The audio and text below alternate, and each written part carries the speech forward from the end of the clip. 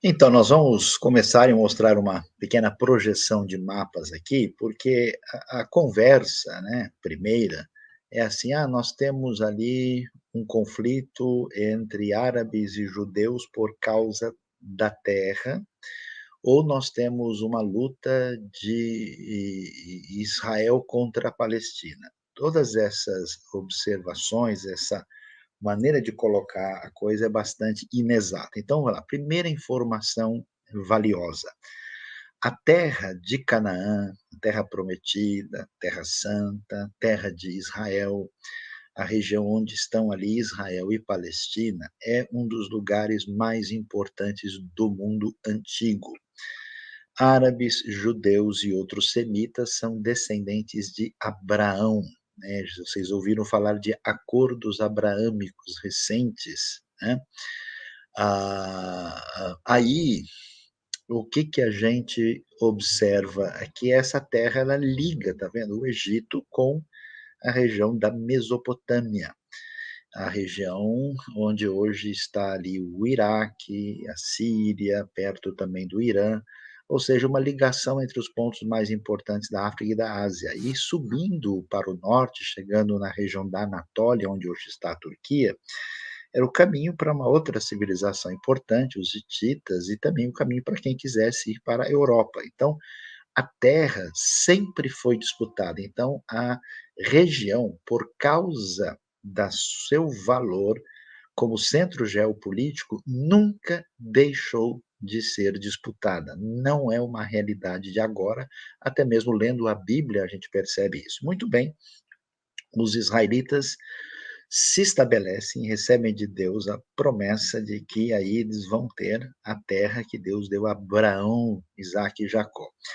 O desenvolvimento histórico de Israel chega no ápice nos reinados de Davi e Salomão. E aqui você pode ver o mapa do que foi, segundo a maioria dos estudiosos, o reinado de Davi. Observe a região da Filístia, né, onde estavam os filisteus, onde nós temos as cidades de Gaza, Gate, Asdod, Ecrom, Asquelon, e o reinado de Davi ocupando muito do que é o reino de Israel, o país Israel hoje, parte daquilo que é a Jordânia, e subindo um pouquinho no território que hoje pertence à Síria, ali também um pouco do Líbano, né? Para a gente ver, esse foi o terreno, né, que Israel dominava há 3.000 anos atrás. Esse reino foi diminuído, foi dividido depois da morte de Salomão. Então ficou, né, a partir de 931 a.C., ao norte o reino de Israel e ao sul o reino de Judá. E aí você tem o que é chamado o povo hebreu, o povo israelita, que depois vai ser dividido, né? De modo que ao sul nós temos o que vai ser chamado o reino de Judá, os judaítas, e depois da destruição do Reino do Norte, e ficando pós-cativeiro o Reino do Sul, nós vamos ter o que a gente vai chamar de povo que passa a ser denominado de povo judeu. Vamos adiante ver o que acontece na história. O que se passou. Israel foi conquistado pelos assírios, Judá pelos babilônios, depois dos babilônios nós tivemos o domínio persa, depois os gregos e finalmente os romanos. Todo esse período, a terra de Israel, a terra prometida, ficou debaixo do poder do grande império que dominou a situação. No tempo de Jesus, no tempo do apóstolo Paulo, nós temos aí o Império Romano, né, com a terra de Israel dominada desde o ano 63 antes de Cristo. Nesse momento a gente não tem qualquer referência significativa a respeito de árabes na região. Prosseguindo, o que, que vai acontecer? A gente vai ter a cristianização desse Império Romano. Essa cristianização vai fazer com que a região da Terra Prometida fique debaixo do Império Bizantino, que é o Império Romano Oriental de fala grega, cristão, que herdou, né, aquilo porque o Império Romano foi sendo cristianizado, desde Constantino, a partir de 313, e então aí você vai ter um predomínio cristão na região, né, nesse momento a terra não tem nada a ver com a presença, o domínio, o governo árabe ou judeu. E aí, o que que acontece? Em 622 depois de Cristo surge o islamismo. Maomé morre no ano 632. E aí começa a expansão. Você pode olhar nesse quadro, que é bastante ilustrativo, o Império Bizantino teve o seu auge na época de Justiniano, no ano 565 depois de Cristo. Mas quando você olha num outro mapa verde, né, no século aí 6 e 7 acontece a grande expansão islâmica. Os árabes muçulmanos, a partir de uma proposta de conquista militar, vão chegar a Jerusalém no ano 638 depois de Cristo, quando nós já tínhamos aí mais de 600 anos de cristianismo e uma tradição judaica muito longa. E eles então conquistam, né, por meio de ação militar, conquistam toda a região do norte da África, a maior parte do Levante, vão chegar até a Península Ibérica, como nós sabemos. E é nesse período é que os árabes vão dominar Jerusalém, né, no final do século VII, começo do século VIII, que vai ser construído aquela foto de Jerusalém que você conhece, né, onde tem aquela cúpula dourada, né, que é o Domo da Rocha, e também a Mesquita de Al-Aqsa, são construídas exatamente no final do século VII, começo do século VIII. E aí o que, que vai acontecer na sequência? A gente vai ter uma outra situação acontecendo, que é a islamização do povo turco. Os turcos não são árabes, eles têm origem numa região perto da China, eles têm uma base linguística e étnica primeira mongólica, eles vêm ali da região da Ásia Central e vão formar um império importante chamado Seljúcida.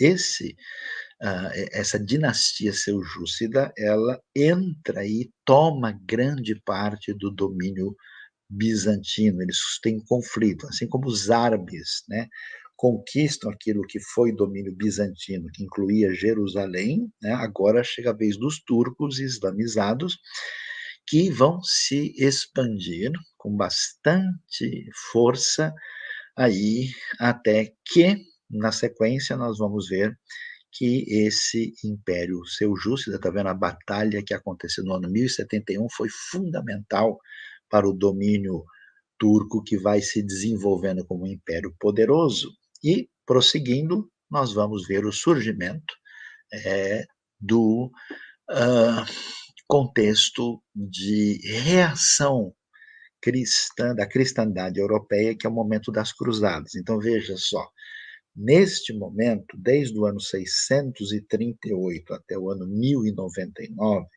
Jerusalém e a terra de Israel está sob o domínio árabe muçulmano conquistado de maneira militar.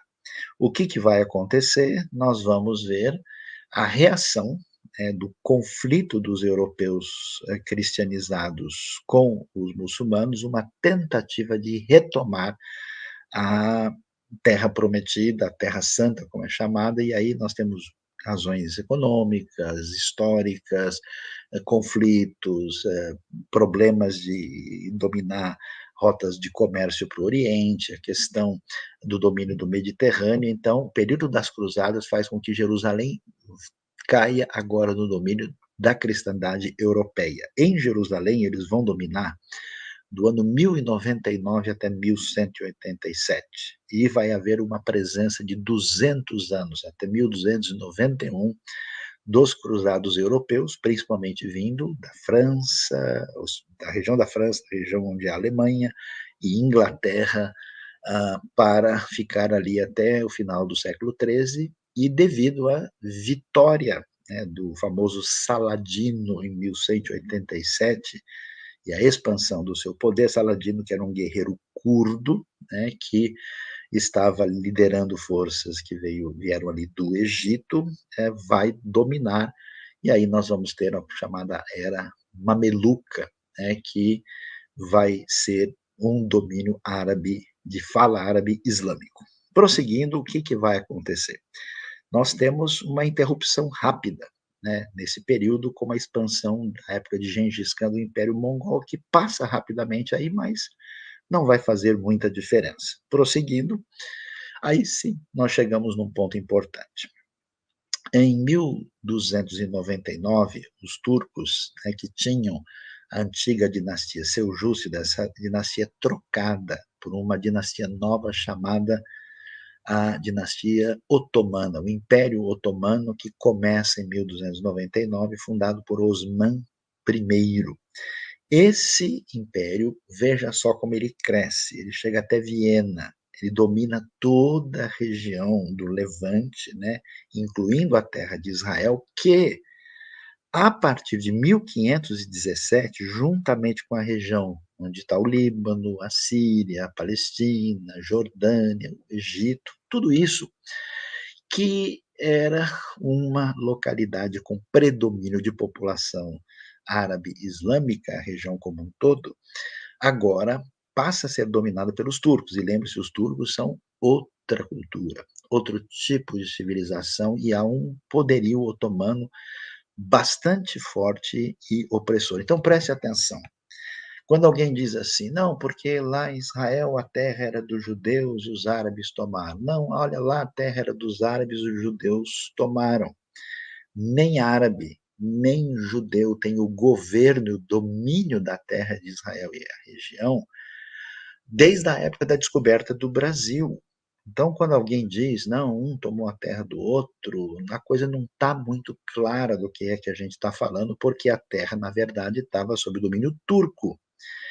E, apesar dos turcos serem muçulmanos e islamizados, não tem nada a ver com essa realidade aí, até porque, apesar disso, sempre houve uma considerável população cristã e uma população judaica também. Lembre-se que os turcos otomanos receberam muito bem os judeus perseguidos da região da Península Ibérica e acolheram e receberam muito bem, e eles tiveram um papel importante na história do Império Otomano.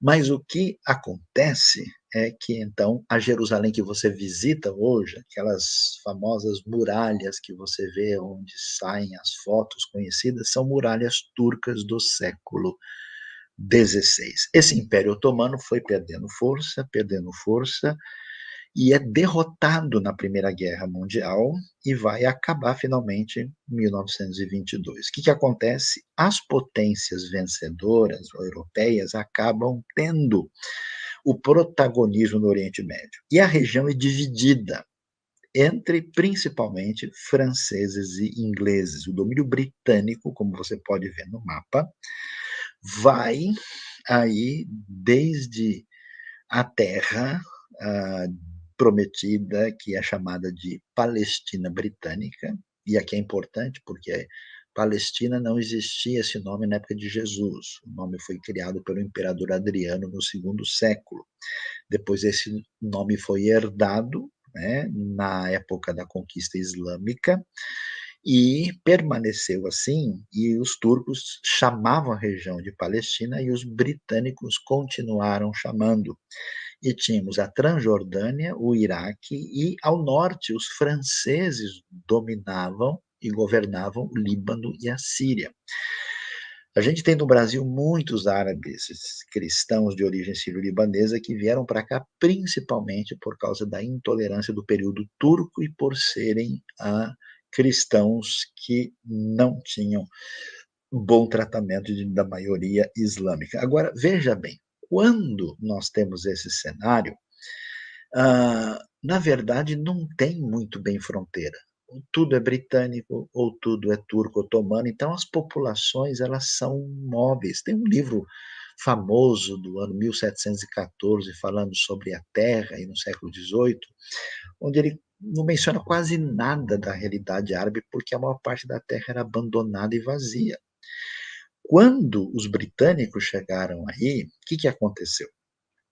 começou-se a investir, começou-se a ter oportunidade de empregos, começou a haver uma série de coisas e muitos que viviam aí na região foram atraídos. Lugares como Beirute e Damasco pela a presença francesa e lugares como, Jerusalém e Tel Aviv, né, passaram a ter uma população maior até pelas condições. Então, na verdade, há 2, umas 3 gerações atrás, nós tivemos migração de árabes de diversas regiões para aí.